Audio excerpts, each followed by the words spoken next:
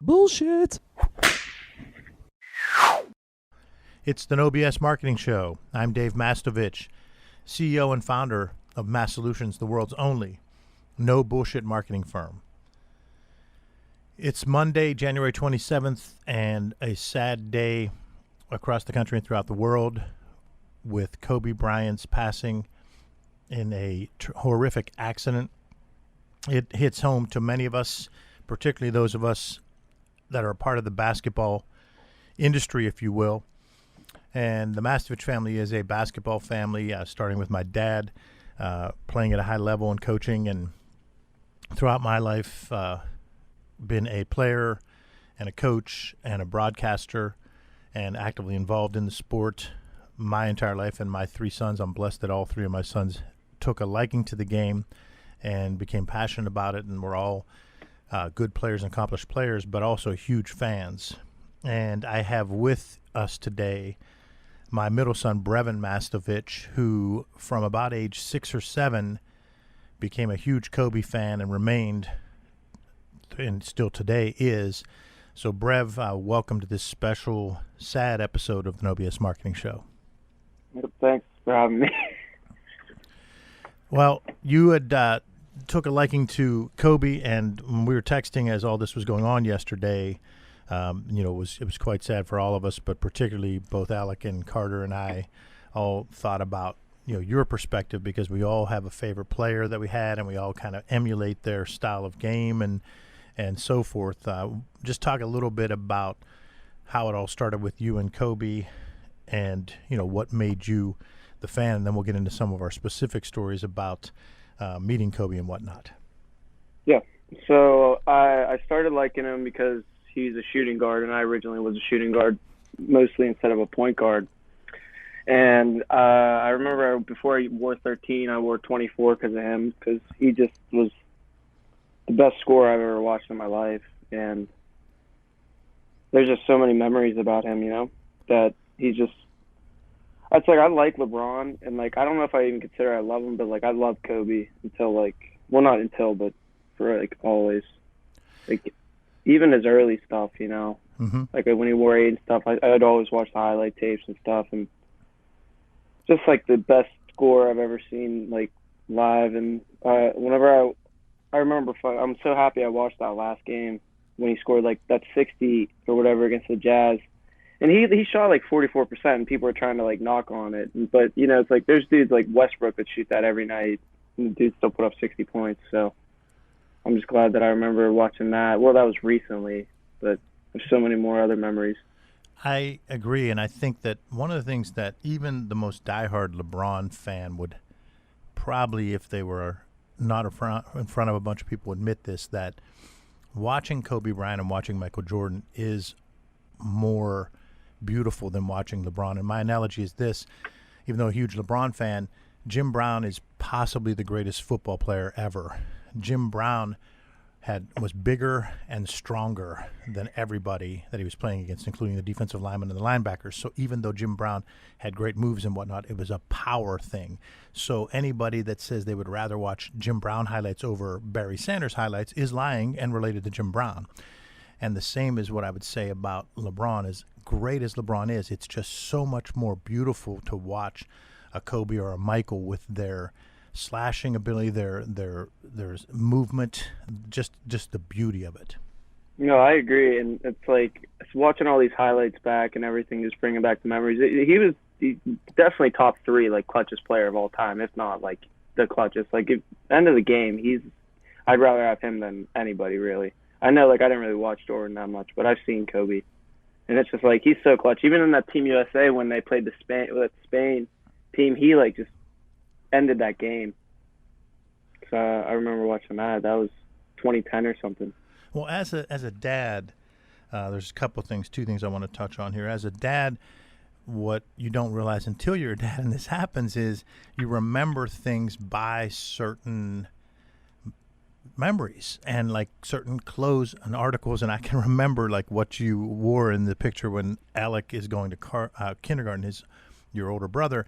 I remember certain images, and a lot of the images of you, in fact, the image upstairs that I had an artist paint when we were at the Gateway to the Arts here in downtown Pittsburgh at the festival, and a caricature of the three of you. You have a Kobe jersey on, but a lot of the stuff that I remember from you coming up are these Kobe jerseys that you would ask for Christmas and your birthday. And do you remember any of those, or any of those stick out for you? Like the first one? I remember getting a bunch of different stuff. I remember getting their all-white warm-up, and then that custom jersey you got me. And then I had that Kobe jersey for a long time. I just remember when I outgrew it. I don't even know what I did with it, but I wish I would have kept it. But I remember that white warm-up one you're describing. That's like 7th grade. Yeah, no, I had that, and I wore it so much. I remember getting a stain on it. I was like, oh, this sucks. You should have got me another one, honestly. I remember stopping wearing that because it was like a big Dr. Pepper stain on it right in the middle. And then I'm trying to think. I think I had a yellow one too, a yellow warm up. You did. Like that one was so bright it was hard to like want to wear it more than like just at the rec and stuff, you know. Yes. Because their colors are so flashy. But what else did I had? That Black Mamba hoodie. The Black Mamba hoodie is the one that, because Brev stayed about the same size for quite a while, so you were able to wear clothes much longer than Alec, who had a big spurt, and Carter, who's hit a spurt here. So you had that Black Mamba. I'm going to say that lasted about 4 or 5 grades. Yeah, for sure, at least. And you wore that one out. Yeah, that was worn out for sure. The coloring coming out of it. The other thing that I did want to mention to you, because this is what you and Carter and I were texting about last night, and Alec as well, is that when I saw him coaching his daughter in the past year, you saw more of that. And then, of course, the highlights yesterday, it made me think of how precious those times were coaching the three of you. And I still have a chance to coach Carter a little bit more. But talk about that when you watched him. Like, see if you think the same thing when you were watching that one clip. It's like the same thing. It's just you were like Kobe was describing him, and his daughter was finishing what he was about to say, and you could just tell she knew the game too. It's real sad that she died too. But yeah, no, I agree with you. I'm grateful though for the times we had, and I realized how much Kobe actually was teaching NBA players recently. Like, because you see DeMar DeRozan and Kyrie and Booker all like crying and stuff, and then I saw some interview of Kobe saying Kyrie like FaceTimed him after they won that 3-1 deficit and win the finals, and like they FaceTimed him in the locker room. And I just remember seeing like the Team USA, because I used to be into that, like watching the summer highlights and stuff, and like Kyrie and Kobe like always going at it, saying like they're gonna 1v1, and because Kyrie's still one of my favorite players, and it's just I don't know, he's gonna be out for a little bit, I bet, because he didn't even play last night because he went to the arena and then found out Kobe died and he was out. So I bet his mind's all messed up right now.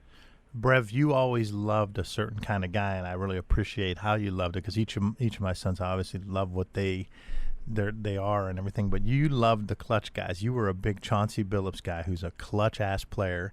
You were a big Kobe guy, and you were a big Kyrie guy who hit the winning shot for LeBron winning that championship. Of course, we all love LeBron. We had season tickets, so he's our guy, but you had that favoritism towards those ones and twos, the shooting guards or point guards that were clutch. And I always respected that, because that was you. You were a clutch player, and you played a 1 and a 2 wherever the coaches needed you. The one other thing I did want to say is they showed this clip again and again and again last night on multiple networks where he's with his daughter in their home gym, and he's teaching her that same move I did with all three of you, where she creates space by leaning in a little bit. The fadeaway, yeah. And she'd create space off of his belly, then fade away. And we did that exact same move, you and I, out in our back court and also at practices. So, you know, it's just so tough as a basketball family whenever you feel like you really know someone. And that segues nicely into one of the craziest encounters we ever had, just totally through a fluke, was the one year it's Alec's idea. He deserves the credit for this. Alec said, "Dad, all I want for Christmas is for somehow we get to go see my favorite team, Alec's favorite team, the Boston Celtics, and his favorite player at that time, Kevin Garnett, but he also loved Pierce and he loved Rondo. And he says, and I want to go with Brev so Brev can see his favorite player, Kobe and Pau Gasol and Meta World Peace." And Meta World Peace, boy. So we go and we get great seats and we get floor seats, but they're not actually floor seats at half court. They put us right next to the Lakers bench. So we're actually seated right beside them. I mean, they talk to us. Multiple players talk to us and everything. So we come into the game, and before we get there, we get off the plane and we get on the subway, and Brev, being Brev, has his Lakers gear on. Alec has his Celtics gear on. And people on the train in Boston actually were giving you shit. And you were, I think, 11 or 12. And I even said, he's like 11.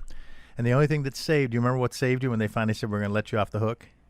No, I don't, honestly. But... You pulled out of your pocket a Tom Brady tassel cap because you love Brady too, and you put that on. Cap. I remember that tassel cap. I think we got that in Boston. So you put that on, and they go, all right, we'll let you off the hook. So we then get to the game, and it starts. They probably thought I was the biggest bandwagon ever. Just go the two best ever. That's funny. So we get to the game, and we are seated right at their bench. And during the game, Meta World Peace kept talking to us. Now, multiple players gave us head nods and so forth, and they gave Alec a little shit because he had his whole full Celtic gear on. But we also met Gronkowski. So we meet Gronkowski. I meet JoJo White, who was one of my dad's favorite players. So we're having this all in this amazing trip. Gronkowski, we yell, Pittsburgh, Pittsburgh. And he's talking to us. And we're yelling, Woodland Hills. So then Kobe would go through this amazing thing. Do you remember this? When they would take him out, he would go and come off to the side, and he laid in front of us on the part of the court that was just out of bounds. And he laid in front of us with a towel, and he would go through this arduous stretching process the entire time. And you and Alec and I were completely in awe because it's his time to get his 4 minutes or 3 minutes of breather, and he spent the whole time stretching. Yeah, no, another thing I remember from that game, whenever I was just watching him in warm-ups, because, he's the guy that I care about the most, so I'm watching every little thing because I'm young, too. The guy literally, didn't miss a shot in warm-ups, which it's, easy for him, but it's just seeing that live, the guy hit 40, 50 shots in a row, not even lying, swishing every single one. That's just one of the best shooters, too. He's just a beast.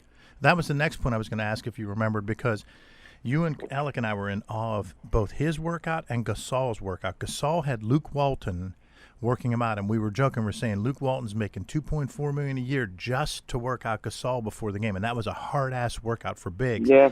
And then Kobe did that wild-ass shooting that's sort of something similar to Steph Curry. You remember it? How he shot, like you said, 50 shots in about a minute and a half. Then he went and did some drives, and it was just this most impressive thing. And as a dad who happens to be a coach and played so much, I just kept nudging you two going, look at his workout. Oh, yeah, no, I remember that. And back to what you were saying about Gasol, he's underrated on that team, because I was looking back at I saw Spike Lee give or tweet the game when he had 62 at MSG. It was the record at the time. I think, did Melo pass that? I don't even know if he did, but Kobe wrote on the scorecard to Spike Lee, and then I was just looking at the team that was on that Lakers team, and Gasol had 35 that game. Kobe started 60, so 100 points basically from two guys. Oh, Kobe comes nowhere near his fourth and fifth title without Gasol.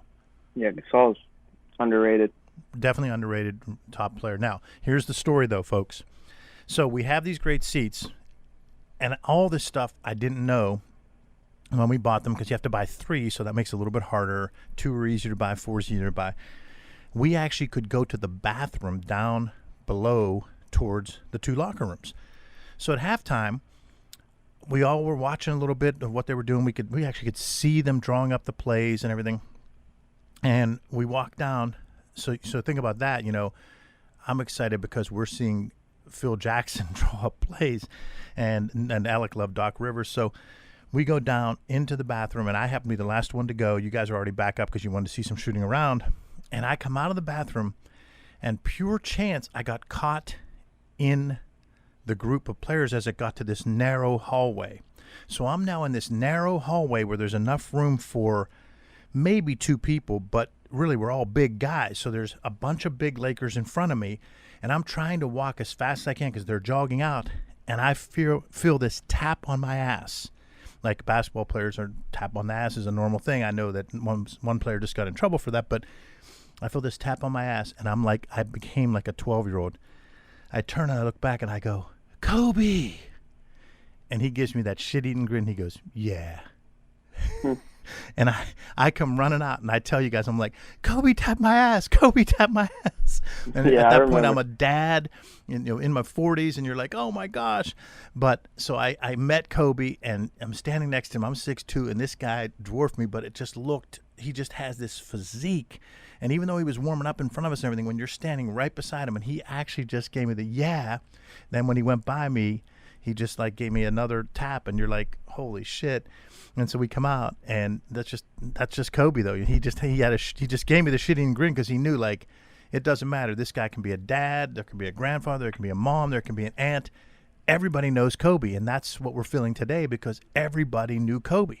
Yeah, and Andy is one of them. Like, he's just so likable. That's like what comes off. It's like when LeBron tried to be the villain in Miami, he like really wasn't, and it's like people still love him, but I swear Kobe just staying in LA, and everybody, like, you see all these celebrities, how many people he had pictures with and stuff, even in the 90s and stuff. Like, the dude's just a legend. It's just crazy he's dead. Like, still not over it. Most amazing smile. Like, when you look at him and Michael Jordan had somewhat of a nice smile, but Michael was not approachable. And Kobe had that killer instinct. He would definitely go for the jugular, but for some reason he still seemed approachable because of that big ass smile. And then after he retired, the stuff he's done, winning an Emmy or whatever, and producing stuff and getting involved with the organization and getting involved with, he was really into creative. And I learned years ago that he was involved with his ad agencies to such a great degree that he actually formed one where he's a partner of, and he would help write. I remember him. This is, sorry for cutting you, but Body Armor, how big it is now. I remember, I might have been IMS. It was probably IMS. I remember me that and stands Ben for Bertan. Independence Middle School. Me and Ben Bertan, shout out Ben Bertan, would always go to Gecko and get Body Armor because of Kobe. And nobody even drank it yet because it was so, like, nobody knew what it was. It was like an upcoming sports drink. But this was like, I don't know what year it was. You could see when he started. I think he invested in it or something. And, like, I don't even know if he's a partner in it. But I just remember him starting that wave. And that was, like, as he was still in the NBA. But like, that was when he was down. So it was probably, like, 2014 after his Achilles. 18-time All-Star. To put that into perspective, Reggie Miller is one of the top 50 players of all time, and he has 5 All-Star games. 18 All-Star games for Kobe. Yeah. It's crazy how the day after he passes LeBron, the dude dies. Like, that's just on the scoring list. Like, that's just crazy. It is. I feel bad. Like, I saw on Twitter, like, people were, like, talking shit in LeBron's Insta DMs and, like, or not DMs, like his comments and stuff. It's like, what do you mean? Like, he, like, wanted them to die. It's like, come on. It's a tragedy. It is, and there's nonsense said all around. But one more thing tied to LeBron that Kobe played a role in from an ad agency standpoint was those the Muppets, when they did the Muppet version, the puppet versions of LeBron and Kobe. And Maria and I were texting last night because I want to actually add to the podcast with some blog post stuff. But I love those commercials. But if you recall those commercials, and they're from really earlier for you, so you might not remember them, but no, I remember. They did the two puppets. Like 07, 08, 09 stuff. And it was when LeBron was only, like, say, in year 3 or 4 and had no NBA title, and they just would make it all around Kobe, kind of talking shit that he had titles, and at the time he only had 3 because he kept saying, "Where are my 3 rings?" On the one, he said, "Where are my 3 rings?" And see how there's 3 cookies here, LeBron? I have 3 rings just like these cookies, and those are just great commercials. And they're great for the target because the vast majority of the people that they were trying to reach were people like you and Marcel and Alec and Carter, people at that time who were buying the stuff, or people that loved basketball. And so for me, I loved that commercial. Someone else might not have liked that commercial, but they probably weren't the target audience. And this show is all about marketing and no BS marketing and leadership and communication. And it showed that Kobe was a world-class marketer. Probably not to the level of Jordan, who has that top thing of creating the marketing game, but LeBron and Kobe have actually taken it to a whole nother level because they're so much more sophisticated. They invested their money so much more quickly, and they built their own production companies and all of that. And it's just they're great at marketing, both LeBron and Kobe. And oh, yeah. I just thought that was a cool set of commercials. Yeah, you got to think. I mean, Kobe has his own shoe, and still doing well. I remember when I was peak playing, I would wear them, and honestly, those shoes like sucked to hoop in, but I'd wear them because of him, because they were low tops, and like every time you do hop step or something, you can always twist your ankle, and it could be even worse if it's a low top shoe. So like I used to always wear it because of him, but And you remember crazy. the arguments you and I had. You wanted to get those shoes, and I would say, Brev, these I shoes. had so many different pairs. I remember the all green one I had that were fire too. I can't even remember the names.